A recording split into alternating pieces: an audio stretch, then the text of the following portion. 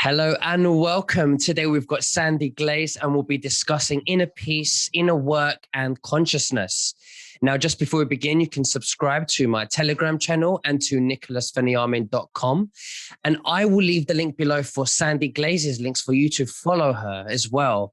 Now, if you're watching this for the first time on YouTube, I will leave the link below in the description for the full interview if we choose to behave ourselves and use our words wisely. Sandy, thank you for joining me. How are you? I'm amazing. How are you doing today? I'm fantastic as always. I'm just, I'm waiting, for things to happen. I'm feeling great. I'm planting seeds. I'm interviewing great people like you, and I'm trying to do the best I can. So, sorry. You are doing an amazing job. And I've had so many people who have reached out to me and they want me to tell you how happy they are with you. So a lot of the sessions I do now, they run about an hour. We spend usually 10 minutes talking about you, that they're quite impressed with the work you do, your values, your standards, how you present yourself, how you see the world and things like that. So some of these people are in Florida, Texas, Oklahoma, Ohio, Idaho, Alberta, Canada. I got a text message from one of my clients yesterday, said, you got to go watch Nicholas and Michelle fielding right now. And I'm like, really? And that was an amazing interview. Ontario, of course, Colorado. There's a lot of people who were quite pleased with you. I just wanted to pass that on just to let you know. Well, thank you thank you very much to the viewers and to those people that made those remarks. Thank you. If it wasn't for you, I wouldn't be where I am, and including yourself, Sandy, guests like you, I wouldn't be here where I am. So no, I really appreciate that. However, I know Michelle Fielding personally, and I'm quite comfortable with her. So when I listen back to the interview, which I don't usually do, I listened to myself and I thought, oh my God, I was too comfortable. No, not never. You're very personable, and that's what people want to see, right? That's what they love about you, I think, anyways. Well, thank you. Thank you very much. It means a lot. Thank you. You're welcome. So how are you, and what's happening with, with people, working within, doing the inner work and also consciousness? What are your views about that? Well, with your interview yesterday with Michelle, and she was talking about the consciousness is key and how you out vibrate the bug, I think was the example you guys used, which was pretty funny, right? So we're starting to see a lot of the energies are changing and we're becoming more aware. And what I'm finding, a lot of the people I work with, they're afraid to go inside and do the inner work. And we live in a society where we have not been encouraged to go inside and know who we are. Media is always a distraction, entertainment's a distraction. So once they're having trouble finding their way in. So I thought maybe we would talk a little bit about finding your way inside, going inside into your different bodies and starting to look around. And the reason why, I think I told you last time about the glitches that were starting to happen and things are disappearing, right? Last week, I'm outside having dinner on my deck and the neighbors are throwing the ball against the wall. And the dog didn't get it. And they're back there and they're looking for the ball. And I'm like, okay, well, that's weird because they never come off the deck. The dog always fetches. And the guy goes, where's the ball? And he goes, it's not in the tree. He goes, maybe it went over the fence, meaning over into my yard. So I stood up and I said, what are you guys looking for? Like a ball? And he said, yeah. And I said, well, what color is it? Because I'm looking and I don't see it. And he goes, neon green. He goes, oh my God, it's right in front of me. It's been here this whole time. So things are starting to glitch in and out of the different dimensions. I'm hearing so many more stories about that. And if we don't have enough on our plate right now, we're raising consciousness, dimensions are shifting. We're going to need a sense of humor to get us through some of this, right? Because they're going to start losing their mind and wondering why they can't find things. So that's happening even more, right? So there's a saying that if eyes are the window to the soul, the heart is the portal to ascension, and the mind is the conductor that brings all of this together. So if any of our parts of our body are not working properly, we can skew what it is we're trying to manifest and bring in, right? So while the goal of darkness is to try to destroy and confuse our minds, so when I look at consciousness, I'm looking at what's in front of me, and I look exactly what they don't want us to see. So sometimes when we look at what's negative in front of us, you don't absorb it. You just say, really? You just see it for what it is, but then you start to go underneath it and look at exactly what it is that they don't want you to see. So when the goal of darkness is to confuse and destroy the organic signals that normally keep the mind and body in equilibrium and balance while shutting down our ability that allows DNA to signal the body, we need to focus on those kind of things. What's inside the body? How does our DNA work? How do we communicate within ourselves? Can we talk to our organs? Can we talk to our body parts? How do we do that? And what's the goal when we're trying to do that? What are we trying to do when we bring on RNA? So that's kind of where I'm going with this. Whoever controls the mind controls the soul and controls the consciousness. And things are going to get crazier before they get better. I'm not sure if you heard in Georgia, some woman, cashier, told a man to go put on his mask. He left the store and came back with a gun and shot her and killed her. We're starting to see cruisers, like people starting to ram police cruisers. We're starting to see some crazy stuff, right? So we know that some of those minds might be signaled at a different level using whatever kind of technology. But our objective is if we keep out vibrating it, it's not going to affect us. I like what you said earlier. You said the people, say that again about the controlling the mind and the soul. Say that again. Whoever controls the mind they control the consciousness and they control the soul of the person. Okay, great. Because that is exactly what the mainstream media has been doing. Totally. They control the minds and which controls the soul and the consciousness. And as soon as we stop watching mainstream media, I think is a big, big contribution to raising consciousness.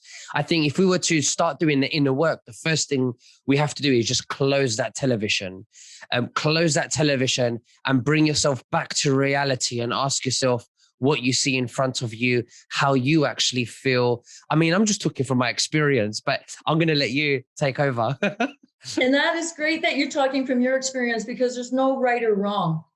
We're all at different levels. We've all gone through different things, past lives. And I really want to stress there is no right or wrong, but it's your desire to know yourself on a deep level, to know how your body ticks, how you work. That is, so you set the intention and then you look at what your obstacles are. What is your biggest obstacle? And you just said it, the television. Mm-hmm. So I was watching a Bruce Lipton video, this video with him in it. And he was starting to talk about, he goes, I am the conductor. I am the broadcaster. My body is the television set. If we knew that we are the antenna within all of our senses, that we can sense what's going on, if we can get past all the 5G and all the interferences, it doesn't matter if it's the music, tuned at 448 hertz, it doesn't matter what it is, but if we can get past all of that interference and stay aligned and coherent with ourselves, how powerful are we? Very powerful. So Sandy, really powerful, right? So Sandy wakes up yesterday morning and I'm thinking about these solar flares, whatever, who knows what's coming? We don't know. And that's the beauty about being curious, right? And I thought, what if when we raise our consciousness, if we can do so much with our minds, that we are the one who creates the EMP and takes out the technology? So what if we're worried about it taking us out, we're taking out the technology? What if we're supposed to raise our consciousness and we take it out because we're that powerful? Mm-hmm. I don't know. I honestly don't know. It's just a thought that came in and I bounced it off a few people and they're like, that makes sense. Right? Absolutely. Especially when it comes to manifesting and creating what we want right in front of us. Because then is that going to take, so I have a feeling we're going to climb density, which means we're not going to be, I think we're going to still be in a physical body, but maybe not all the time. Going forward, you mean in the future, yes. While we're evolving? Yeah, I think it's going to be bigger than what we think. It's not just going to be we're the love and the light and blah, blah, blah, blah, blah. I think there's going to be a lot more that happens, that we are going to be able to do things with our consciousness. But I haven't quite, and my reasoning, I think we're in the physical body so that we can use our senses so we can feel. How do you know anything's in front of you is real? You feel it. Yes, and absolutely. So you're saying that in the future to come, saying to your friend, I'll see you tomorrow, I'm going to astral project tonight, maybe I'll meet you in New York. Yeah. In an astral, way, if you like, maybe that would be the new norm. I think you're right on. And so I started practicing with one of the women I know in Florida. And we had agreed at the last session that we were going to meet up energetically and mentally an hour before the session this week. And we were going to see if we could figure out what each other was thinking. And I've done this before where I work with one woman, we tap into our thymus, we tap into our energy fields. And then I like to see the person first. but we go, tell me 3 things you want me to work on. And then I'll tell her 3 things I want her to work on. We go off the screen, we go each into our own little corner kind of thing, and we work on it, and we'll come back and tell them what it is that is giving them a problem. Because sometimes it's easier for other people to see what's troubling you or what your issues are. We are on the money. So I want to go to this person on Monday. So an hour beforehand, she was thinking of me, I was thinking of her, and I was thinking of something else that I was going to do that night. Right. So she calls, 4:00, we meet up, and she goes, I thought about you at 3. And she goes, I was in my office, and there's a little bonsai plant up here. It's a plastic, not a plant, it's a plastic like a statue. She took a picture of it, and she goes, Japan came up. That's what she told me. And I start smiling because, Betty, you've interviewed with Betty. Betty does, she creates like water bottles and draws and paints on them. I have a friend who had married a man from Japan, and she loves the cherry, like the cherry blossoms. So I had her make one up for this friend. She gave it to me on Sunday, and I'm looking at it about 3:00 on Monday. She's telling me Japan. I'm thinking of my friend with his water bottle in my hand. Totally meet you in New York tomorrow. That's where we're headed. Exactly. So I'm just using it as an example. So we're crawling and walking before we run. Mm-hmm. But if I can do this, anybody can do this. You know what I mean? Like, I don't think that I've got any kind of special. Well, we're human beings. This is what we all have. We all have to learn to tap into. And totally. We've been suppressed for so many years, all our lives. So, when we speak about meditation or astral projection or things to do with the soul and creating our own reality and manifestation, it sounds surreal to the odd person in the high street, I know. And that's where it's going to be a bit of a problem. And instead of trying to convince them to come along with us on this journey, people have to make up their own mind. I think the leaders lead the leaders kind of thing. And then as sooner or later, the divide is going to be there. People are going to see, well, maybe that's a better way. Maybe I don't like this way anymore. And maybe they're not going to come along in the beginning, but sooner or later, they're going to decide that looks like more fun than what I'm going through right now, right? You and Michelle were discussing 55 to 58%. And we need 60% for the tipping point to happen. And you're going, I think you guys quoted the number 2 million people. Isn't it easier to go after those 2 million people and try to bring more people up energetically with the skills who are already committed, but bring their abilities up to that higher vibration than try to convince somebody who, no matter what, they're not going to get it. Mm-hmm. I know what you mean. It could be even just the truth community who are already awake. Totally. Just raise the existing consciousness up, and then that would do the work for the rest. Totally, right? So I was quite excited with your interview yesterday. I even watched parts of it twice, right? Just because I thought I was really impressed with it. So, but so that just goes to show, even though I've not seen any of her videos before, everybody has got a piece of the puzzle. We're all bringing it forward. As we're bringing it forward, we're all learning something from it. I learned things, like quite a few things from you guys yesterday. I understand about raising the vibration above the bug, right? I also understand bees don't fly, they levitate. Mm-hmm. So we can learn so much just by watching whatever's around us to see how they do that. And when we try to share our consciousness with that of the bee, will we be able to levitate? Mm-hmm. I find also the more conscious we are, or the more aware we are of ourselves, it could be body language or the way we talk or the way we eat, or even when we find ourselves slouching in the middle of a conversation, even just noticing things like that about ourselves, we automatically become more aware of others around us, because it goes hand in hand, doesn't it? Yes. And that helps increase the consciousness as well. And when so when we look at our senses, our sentience, our ability to feel and sense things around us, I look at what you're describing there. You gave a few different examples, but look at sensitivity as a noun and as a verb, as a thing, and watching it in action. So it's kind of what you're just saying there, whether you're slouching in a chair, what your body language is. You can look at all these things in different contexts to help give you even more awareness. It's like seeing something, all the dimensions of something, instead of seeing it just like the front of whatever it is, right? Like one dimension or one side of it. We see different angles, absolutely. But that's what it is. It's perspective. There are so many ways of looking at things, and depending on how we look at things, different perspectives. It depends on our reality, because whatever we give, we get back. So it's up to us how to look at things. Yes and no, but there's a lot of outside interference. Okay. And as we are growing, and people have to make up their own minds on what they stand for. So I look at this, that we're in a spiritual war, and the purpose of our spirituality is to grow and evolve our spiritual abilities. That means we become our best and highest self. Mm-hmm. Some people don't want that. So I'm working with somebody yesterday, and I met her for the first time, and I tapped in before the session. I said, okay, what's come up for me is major self-esteem issues. And she described herself, and it's like, there's no self-esteem issue there at all. And then I'm like, I'm not wrong. Like, I'm not bragging. It's just one of the things that I can do. Right. And I'm like, I'm not wrong. So then she started talking about a meeting, and I said, and women were giving her a hard time, sending her psychic attack, all kinds of things. Well, she was getting it from like 6 different sides. It was affecting her self-esteem, but she didn't contribute that. She goes, I feel good about myself, but she didn't realize that outside interference was landing on her, shaping her reality. And I say this to people, stay in your own lane. Like, there's such a shallow aspect of people. So we have to know how to protect ourselves energetically from people who mean harm. It doesn't matter if it's from the current situations that are going on with the injectables. It doesn't matter what it is. We have to protect ourselves and know that's part of your spiritual growth, is protect yourself from the outside. Like, we already know where you stand, but you're making a stand, but you're protecting yourself. You're just saying, no way. But you're also not letting anything land on you. Mm-hmm. More people need to know they have the right to do that. So that's what I'm finding, right?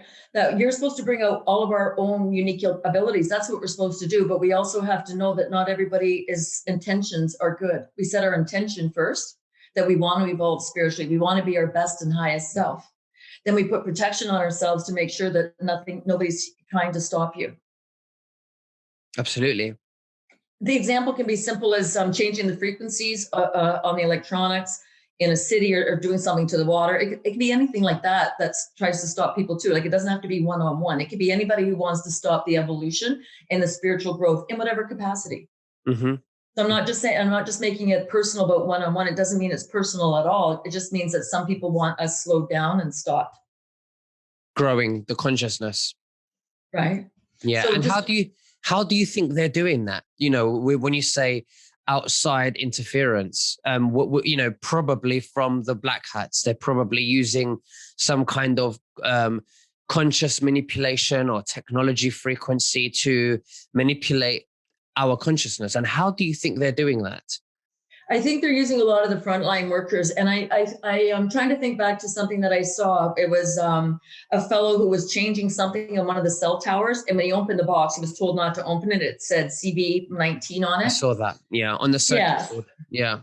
So he's not even aware he's being used in that example. So we have to watch for triangulation. We have to watch for things like that too, because people get used sometimes without knowing they're being used. Yes, absolutely. We need to start taking responsibility and educating ourselves and thinking for ourselves, because we need to stop being used by these people.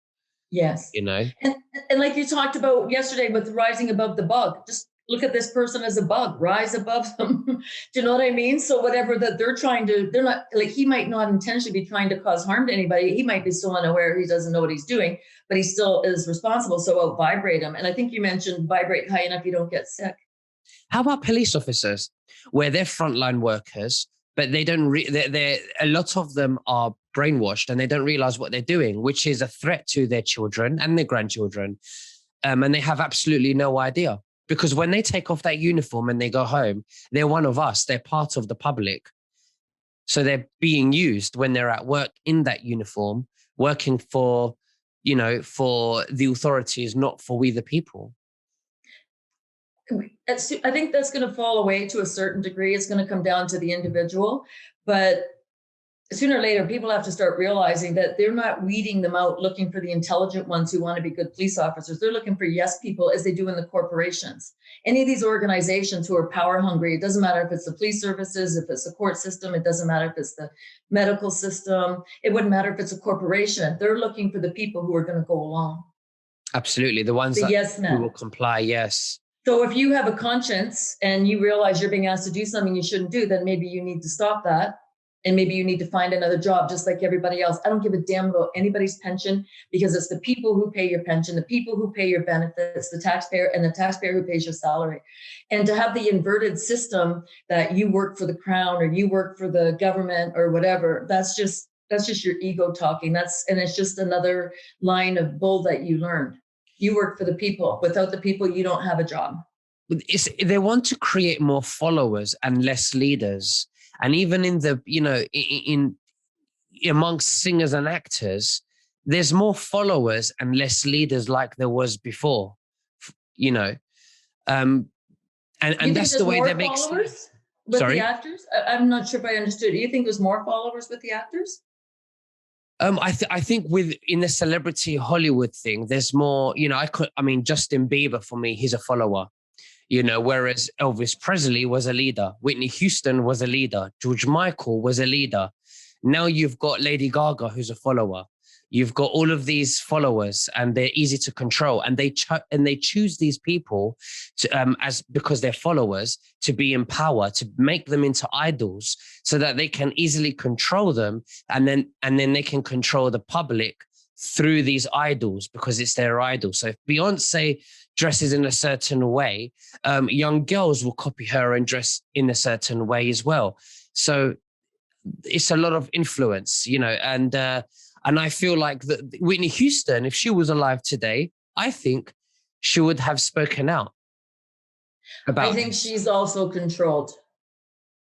I just I get a lot of when I look in her field, I see a lot of abuse, a lot of pain and suffering in childhood. I think I wouldn't be surprised if she was an MK Ultra. And I like her music. I don't have anything against her personally or anything like that. But so when we look, so that can mean two things. What you just described can mean two things to me. One, the black hats are getting desperate, that they realize they've got to make everybody followers and they're going full out to be able to control. Or it means that they're just taking the agenda and they're further down the line, that they're slowly rolling out the slow kill on us of consciousness. Either way, they're going faster at it, so they had to speed it up that way it's more noticeable, or as part of the plan all along. But whoever gets the soul gets the consciousness. That's what the goal is, in my opinion. So it doesn't matter how fast they do it. We have to be a little more alert and stay above it. So whatever they come out with, we come out a little higher. And look at some of the medical breakthroughs that people are coming up with, and they're realizing, okay, this is going to cause this kind of a problem. So then they go and they create another, they find the H2C, whatever it is, and it doesn't matter that it was suppressed. It's still out there and people are still talking about it. So Absolutely. So even if we don't have a linear solution that we climb out of this hole, maybe we bounce, think of it as you fall in the well and you're bouncing off sides of the walls as the water rises or whatever. Doesn't mean it's going to be a smooth ride, but it also doesn't mean that when we get to the top that things aren't going to all balance out. That we're all going to say, okay, well, now we've got this and this and this. So what's a good example? Okay, so we don't know if there's going to be a food shortage. So you go out and get food, you go out and get water, you go out and get, if you need to close items before the stores close. So you go and you prepare, but you go and you get a little bit of this and a little bit of that. So if the time comes, you're in a better position than if you didn't have anything. So I kind of see that. I honestly think consciousness is king. We are waking up. And that's how we are going to out vibrate all of this by as the new energies come in, we're going to stay more alert. That's what I'm getting that big time, that's going to be the way. Do you think a lot of the fear scaremongering, with the short food shortage, or my words are not coming out today, and other things like that, do you think that that's more of a distraction or a way to, push until people start fighting back? Maybe the white hats are partially in control in pushing to wake people up, because in the UK, nobody's pushing. And maybe that's why the UK's got it the worst, because they're pushing until people wake up. You have food shortages there? No, we don't. But we're talking about another lockdown here. And they've talked about something here in August that they plan on, I don't know what they plan on doing, but they figure by then, if there is anything in the jobs that will manifest into some sort of a disease in a hospital stay. So I don't know, right? But I'm not saying I'm not focusing on that. People have been given enough notice by now. They have to decide what are you going to do to stay out of the line of fire. If you didn't know to go and get some food by now, then what do you want us to do? Like people, again, taking that responsibility. So if people need food shortages, water shortages, forced lockdowns, forced medical treatments, and they still haven't woken up. I know. What do you I need know. now? Like a sledgehammer across the side of the head? Like what can I do for you? Wrap your knuckles? Like what do they need to wake up if they haven't figured Maybe it they out? just need to restart everything that they've learned and just go back to the beginning, or be incarnated again and just start all over. Yeah, and I'm not putting them down. They got to do what they got to do. But our society is so codependent. Everybody watches what everybody else does instead of building their own vertical channel, getting to their higher self and understanding their higher abilities and higher consciousness. You know what? If somebody here if they haven't looked after themselves, if somebody knocked on my door, I don't know if I would help them. And when I say that, hear me out, just because then everybody knows you've got food, you've got supplies. If they see that in the neighborhood, but it doesn't mean I wouldn't take stuff and go down to a local food bank and drop something off. Yeah, absolutely. I mean, I think like the 100th monkey syndrome, the more people wake up, then those people that you say impossible to wake up, they might just find themselves asking questions about, what's happening. And all they need is one rabbit hole to go through before they open all the other rabbit holes. So it's just that. So I think it's possible. We just need to carry on as we are, and it's spreading. Totally. It's spreading like fire, and yes, it can seem slow. There's a lot of people. There's almost 8 billion people in this world. So, we just have to, I'm sure it's going to happen. It's going to happen, but we don't know when, because time doesn't exist. It's just an illusion. It's just a human construct. It all depends on our consciousness. And like I said, the 100th monkey syndrome. And I get that too, but we're in transition. We're still in the 3D. We still have to follow a certain amount of time and schedules, and to a degree. And as we transition, that's gonna leave. But it doesn't matter when this happens, because we still have an opportunity and an obligation to ourselves to raise our own consciousness. So what comes first? Them making a sign in the public that we all get to see to know to start moving, or do we keep moving in the meantime, so that when they come in and they make an announcement, maybe a certain person's going to come back, that we're all at a higher jumping off point that's going to make it easier for him and whoever his group is to roll out whatever they want to do. Well, yeah, I think we shouldn't. I mean, if we focus on ourselves, we're already doing something great for those who are asleep. Because if we raise our consciousness, like, they're the 100th monkey syndrome, then the others 60%. Yeah, exactly. So, I think even, do you know what? When we hear bad things on the mainstream media, or we hear new information coming out that, confirms that the conspiracy theorists were right again, or Trump was right again, like Nick Ferrari says, this is good as well. This is good. It's drip information that somebody who's asleep will be thinking, actually, let me have a look at this again. So I think it's a good thing as well. Although we don't like it, we have to look at the sleepers. I mean, we're okay. I was telling Michelle Fielding yesterday, when Donald Trump is talking, or the mainstream media, we're all good. It's not for us. We're awake. Yeah. It's for the normies to wake up. I hear he's going to the border on June 30th. He posted that from his website. Yeah. So that's going to be an interesting day to see what happens, right? I'm not worried about, I don't mean any disrespect for the people who aren't awake. I'm not worried about them. They've got to make their own decisions. And I find we live in such a society that I've seen, like, they try to pull the people down who are doing the best. And you look at what T did, all he did, and certain people just wanted to pull him down. That is what ugly looks like. That's what evil looks like. That works for everybody. It doesn't matter what station you're in life. If they think you're getting ahead, they're going to try to pull you down. So that's the psychology that needs to change. And it's not just him that's happening. It's very visible because he's so visible. It works that way for everybody. You target somebody, you want to bring them down. Like, how many people are targeted individuals? Mm-hmm. And then you've got 4, 5, 6 people, and you think, what have I done wrong? Why would I have 6 people who want to hurt me? You don't. You probably have one, and they've brought everybody together. That's what the gang stalking is, right? It's a psychological defect. I don't find people have mental illness. I think they have personality disorders. Like, I'm not saying depression, anxiety, those things don't exist, but those things are usually caused by pain or suffering. They've gone through something traumatic. Absolutely. Right. Well, That shouldn't be a mental issue, a mental disorder. That should be, you've been hurt.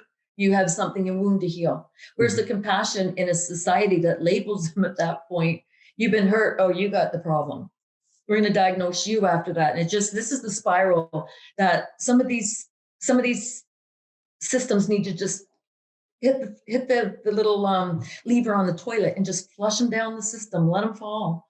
But we want to keep growing in ours. And how do we do that? What do? You recognize what your abilities are. You recognize your talents, your gifts. You recognize how unique you are. And that might come off sounding arrogant, and it's not at all. It's what we're supposed to do, is recognize how amazing we are and be able to live based on what it is our talents are and what we want to achieve in the world. Absolutely. So it's not about being... Absolutely. It's not about being arrogant at all. This is who we are. We have abilities to tap into that we haven't been able to. And we've been victims of the deep state. So there's things that we need to unravel what the deep state have suppressed so we can go back to who we really are. So absolutely. And when we recognize what we're good at, so one of the exercises that I give people to do is tell me 3 amazing things about you. And I have people who can't come up with 3. And I say, okay, take it home as a homework assignment and we'll do it next week or whatever, right? But it's nothing wrong with them. They're just not used to looking. So if you can't even see the beauty in you, then you can't recognize the beauty in you. Absolutely. So it's just because we're not trained to go inside. That's what I think a lot of it is, right? When we know how amazing we are, what does that increase? Our feelings of self-worth. A lot of people feel they're not worthy because we're all taught somebody's got to be the sheep, somebody's got to be the staff, the servants, right? So we're taught we're not worthy, but when you really recognize how powerful you are, your feeling of self-worth goes up. You know you're worthy, you know you're deserving, your confidence goes up. So if somebody comes up and tries to get you to doubt yourself, you bring out the sweep. See that? Side to side. Not this. Side to side, the sweep. No. Do you know what I mean? You just, no. Yeah. And that is a barrier itself. That's a boundary itself.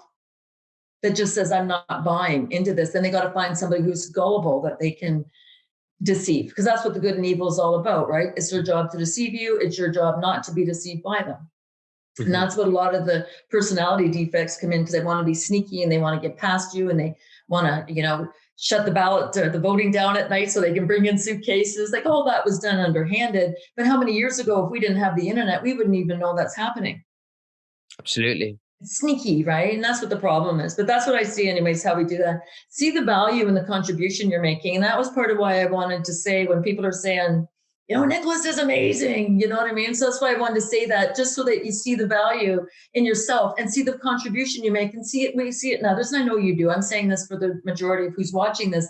See the value that you bring to the table. See the value others bring to the table. Compliment people when you see them doing something great.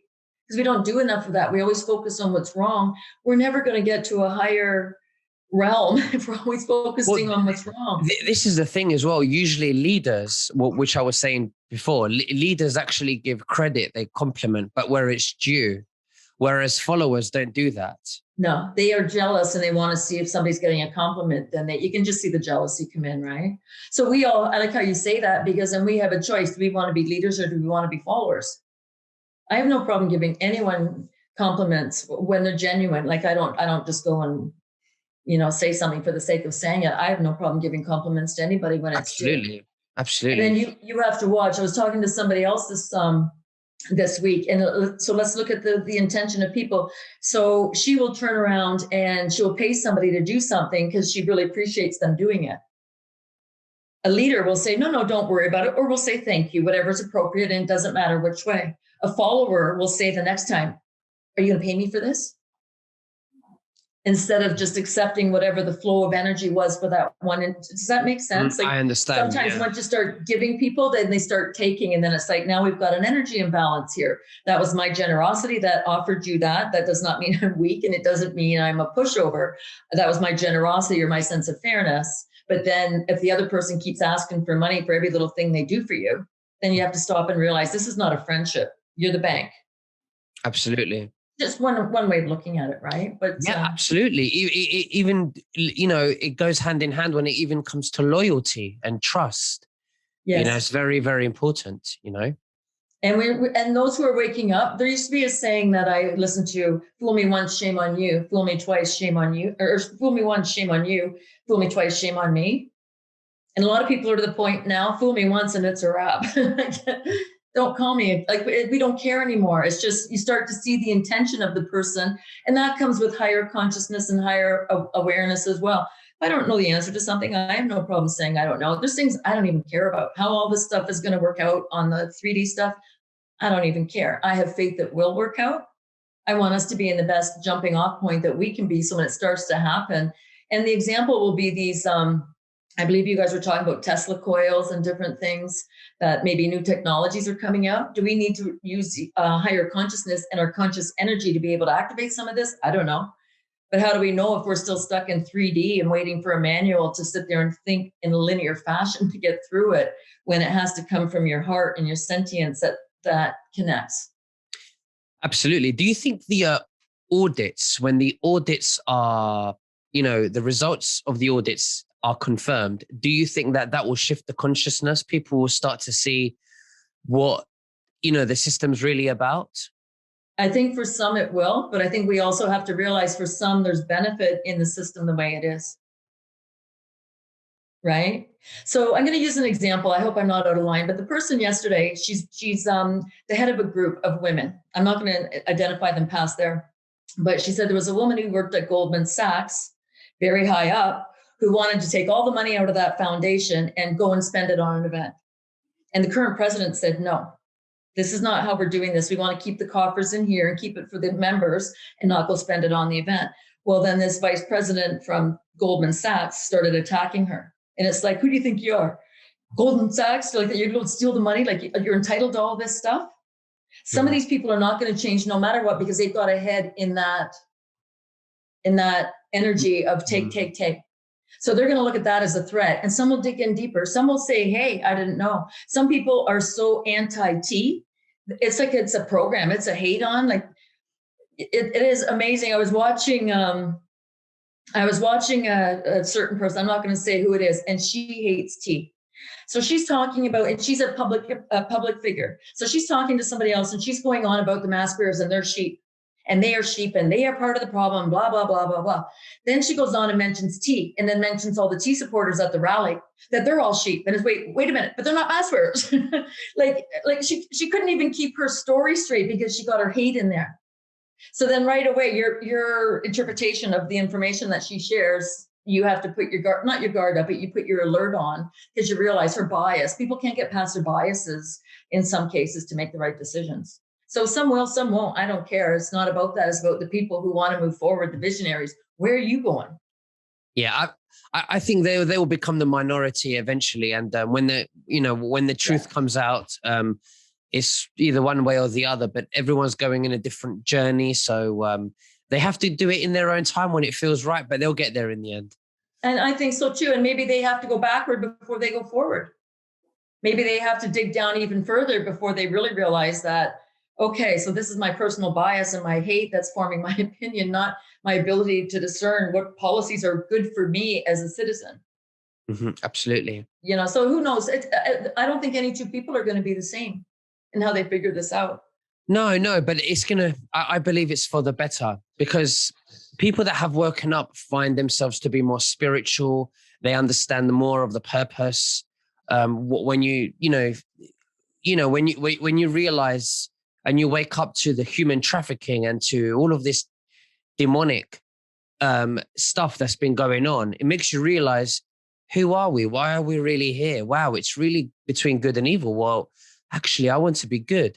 This is why I've been like this, because of the mainstream media, or because of this, or because of society. Wow. And this is why we don't have enough love. And then when we realize that's what that's why we don't have enough love, because of the way we've been driven by these dark people, we start wanting more of that, more love. Yeah. So where are they going to get the role model for what love is? So that's a great point there. Where are they getting a role model for where love is? Because we're not encouraged love anywhere in society. It's a 4-letter word. You see it on different items of clothing, but who do you see who's genuinely loving? And when I'm saying that, I'm not, you're genuine. There's no doubt about it. You care about what's going on. You give people the benefit of the doubt.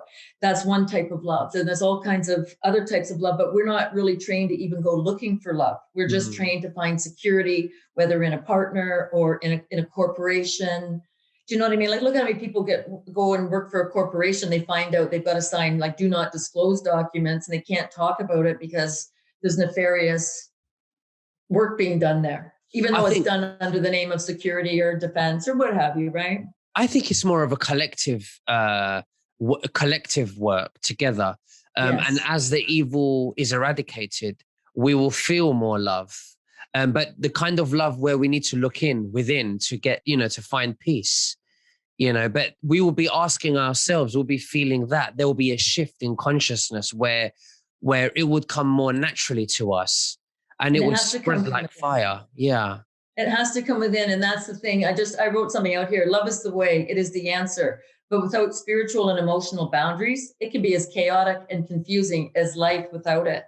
It is knowing how to access it and use it. What is the purpose of love? What's the benefit of love? What does love feel like? And what I'm finding is a lot of people, especially the last number of generations, got the impression they were here to be served and look after everybody else, that they shut their own hearts down. So it's interesting when you listen to 528 hertz, that's the frequency of love. People, their heart just starts to open because they have to vibrate and be that love. And it all goes within. And that's where I'm talking about self-worth, self-esteem, confidence. If you hate yourself and you don't think you're worthy, you're not loving yourself. If you can't love yourself, you can't be that radiating heart, that radiating energy that emanates from people who truly love themselves and love others, also with boundaries. So they know when another person's rights start and stop in there. So there's a lot of working parts to all of the consciousness. What you're talking earlier as well about when you look at waking up, some people look at waking up just to see what's going on in the physical. They're looking at the trafficking, they're looking at the corruption. That's waking up to one aspect of it. But the inner work is the spiritual work where you go in. So we need both. We need various types of awakening and consciousness reviews. So we need it, one, to see what the macro's doing. How do we get this way? But when we do the inner work and we see how we work inside ourselves, then we can spot what makes sense in the macro. Let's do this. If we do this, we're going to create the same mess we just got ourselves out of and start to come from a good place naturally. Well, I think it's important. I think when we implement a new educational system, that it's, teaching love in education and peace and how to love ourselves is something that needs to be in the education system. But even if it's very gradual, very slowly. And also when we go to restaurants or we go to, we go out and we see family or we see friends or we see strangers and we interact with other humans, I always try to say, thank you, please, smile. I ask them how they are. I don't see the waiter as the waiter. I see the waiter as another person who has a mum and dad who loves that person. Yeah. And I try to relate to them and be nice to them, because we need to lead by example. Totally. And I used to work in hospitality, and I will say this from firsthand experience. Run a hotel for a month without the general manager. And if you've trained your department heads right, it's no problem. Run a hotel for a month without the dishwasher or the maids, you're screwed. You can't, we need everybody. So the theory that you're above somebody else is only in people's heads. It's not real. We need everybody. Maybe they're in those jobs because they're saving up to go to school, or they're in school and can't be in a career where they have to take their work home with them. They have to leave their work behind them. Wait staff is a perfect example. You don't go home and have homework to do. Well, look at the deep state. They have very high positions, and materialistically, they're in a higher position. But spiritually, they're in a lower frequency, right? Totally. They're below us. Not going to say they're below us, because you don't know what they're doing behind the scenes and what chemical compounds are adding to themselves. But when it comes to intention and being decent and being genuinely a good human being, they've got a heck of a lot further to go if they're ever going to make it. That's what I mean. But that below us, we're higher in love. We're much more advanced in that way. We're higher, yes, and caring about other people, right? So now, what do you call that aspect of spirituality? I don't even know what you would be able to put that into a category of its own. What's your love potential? How much can you see that other people are as important as you? So the whole system needs to come down, and it is like when you look at the educational system, I think to a lot of the department heads are there because they're there to make sure that the frontline workers don't understand certain concepts. You know what I mean? They're there to keep people stupid and not knowing how how true humans work emotionally, mentally, spiritually, and in some ways physically. I'm going to be discreet about this because I want to keep this on YouTube. But yesterday I called my medical center, and I spoke to someone that was working there, and I called to ask for something else, and they said to me, "Did you get the jab?" And I said, "Absolutely not." I said, and they said, "Oh, how comes?" And then I said, "Because it hasn't been approved according to the 3-letter agency, And she said, "No, it has." She said. I said, "No, it hasn't." She goes, "Well, I disagree." Well, I said, "You're not disagreeing with me, you're disagreeing with the 3-letter agency. I suggest you go and have a look." And they're absolutely clueless. But hey, I planted the seed in their brain. So who knows that they might go and look at it, by themselves. Who knows? So now they have to go against their own sense of security. They have to go against their own sense of ego. So for 2 reasons, if it's true that they're what you're saying, and I know it's true what you're saying, but then they're doing something that's illegal. So do they leave their job and say, my integrity means more to me, but then you have to worry about whether you're going to collect a paycheck. So are you willing inside to turn a blind eye and keep doing the nefarious activity because money rules? So I think when the new financial system comes in, at some point, it's going to give permission for people to flip the switch and go to the new system and let the old systems fall. But at the same time, if they're only doing it for the guarantee of money, what's changed inside them? They haven't had a spiritual growth or an evolution. So I honestly don't know what that looks like. And it doesn't matter. Everybody has to decide on their own. But I know what I think it should look like. And I help people try to figure out where they want to go with it for themselves, right? So it's never about me. When I work with people, it's always about what do they need? Where are they at with their growth? And what do they need to do? But I'll say this, Nicholas, when you show people who don't love themselves and you point out, like they start pointing out their good qualities and you reinforce it, it takes no time for them to flip the switch. And then all of a sudden you have a session with them and they're almost like they're a different person because they're confident, they know they're good at something. Then they start looking for their goals again. Absolutely. I think they need that. Yeah. A lot of people do, but it's not that people don't need ego stroking. They just need to be reminded how to look inside for themselves.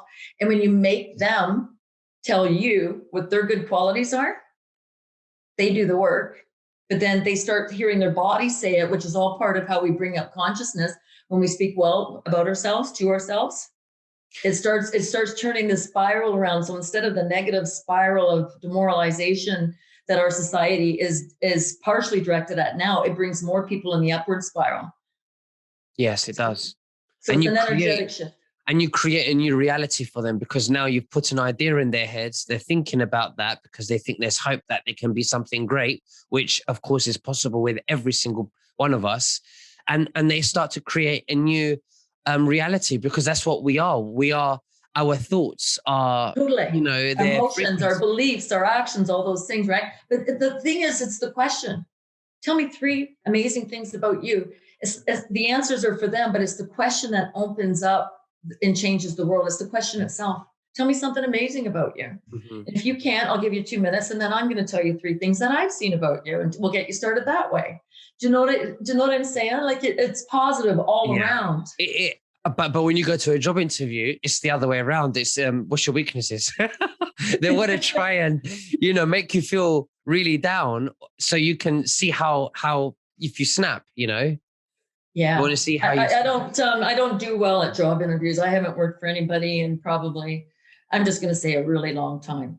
And it's not an attitude problem. Well, I haven't worked for anyone for about a decade now. Yeah. Well, I've got a few more miles on me than you do, but so it's been a little longer than that, but we should be entrepreneurs. We should be doing what we love and creating a great income based on that. Well, in respect to entrepreneurs, the difference between entrepreneurs and businessmen is that businessmen are motivated by profit, financial gain, whereas an entrepreneur is not interested. He would rather lose some money, but know that he's passionate about something. He wants to invent something. He wants to bring something new to the community or to the table. Yes. And I believe that's what we're doing. You know, Yes. we're trying to raise that consciousness. We're talking about things that the mainstream media isn't talking about. We're talking about things that, that makes us look crazy. Conspiracy theorists, we're going against the system, the grain. We're going against the dividing us. system, but that doesn't make us look crazy. No. But we're willing to take those, we're willing to do those things. Yes, take the chances. We want something different. We want to improve. Right. And that's what I do. Nobody, when I say nobody, I don't know many people who do what I do, but it doesn't matter. You come up with your own niche and you come up with your own style and you put the different things that you've learned and you come up with an eclectic system. Like you can't hurt anybody with what I do. Right.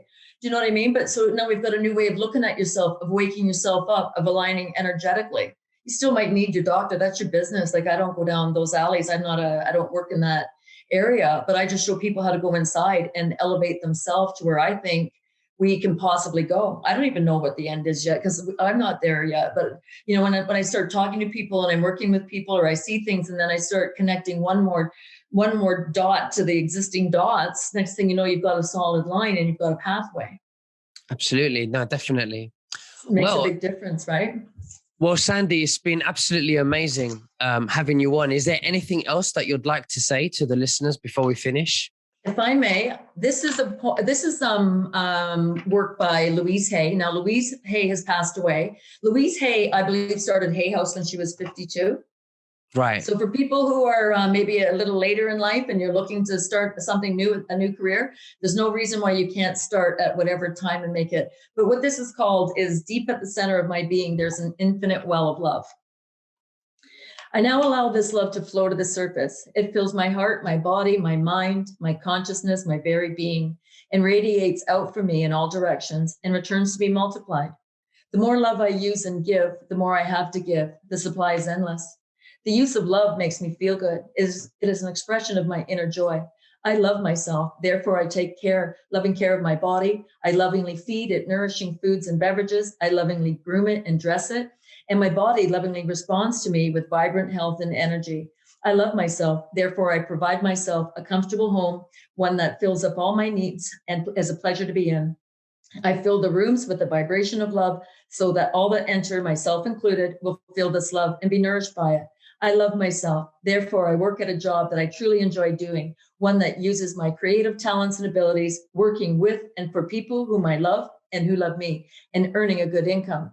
I love myself. Therefore, I behave and think in a loving way to all people, for I know that which I give out returns to me multiplied. I only attract loving people in my world, for they are a mirror of what I am. I love myself. Therefore, I forgive and totally release the past and all past experiences, and I am free. I love myself. Therefore, I live totally in the now, experiencing each moment as good and knowing that my future is bright and joyous and secure. For I am a beloved child of the universe, and the universe lovingly takes care of me now and forevermore.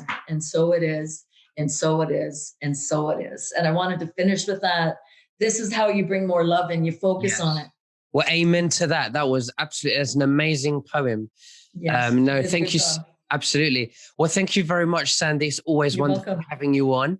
And always nice seeing you too. Yeah, and we'll speak very soon. Okay. Sounds good. Okay. Take care. All right. Take care. Take care, everybody. God bless. God bless.